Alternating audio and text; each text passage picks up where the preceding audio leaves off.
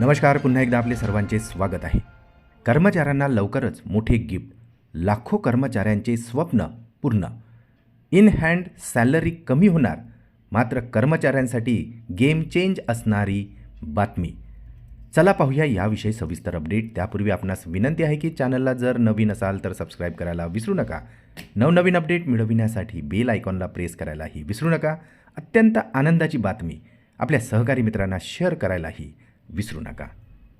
तुम्ही नोकरी करणारे असाल तर तुमच्यासाठी ही बातमी तुमच्या कामाची असणार आहे. वेतन मर्यादेत वाढ करण्याच्या दीर्घकाळापासूनच्या मागणीवर आता सरकारचा निर्णय.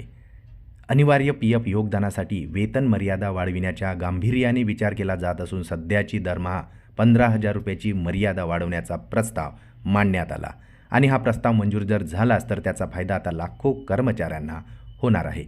या प्रस्तावामुळे लाखो कर्मचाऱ्यांना निवृत्तीसाठी मात्र आता अधिक बचत करता येणार आहे.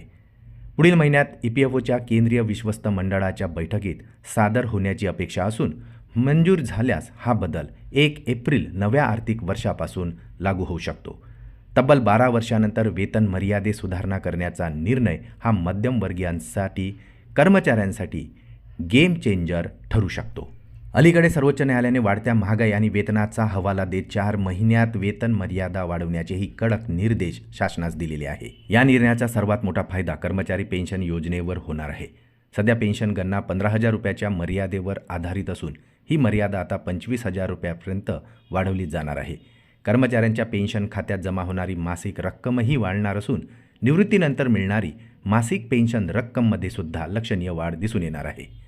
या नवीन बदलामुळे आता कर्मचाऱ्यांच्या इन हँड पगारात थोडीशी कपात होऊ शकते. मात्र 12% पीएफ कपात आता 15,000 ऐवजी 25,000 रुपयाच्या मर्यादेवर होणार आहे, ज्यामुळे आता कर्मचाऱ्यांची बचत वाढणार असणार असा तज्ज्ञांचा विश्वास आहे.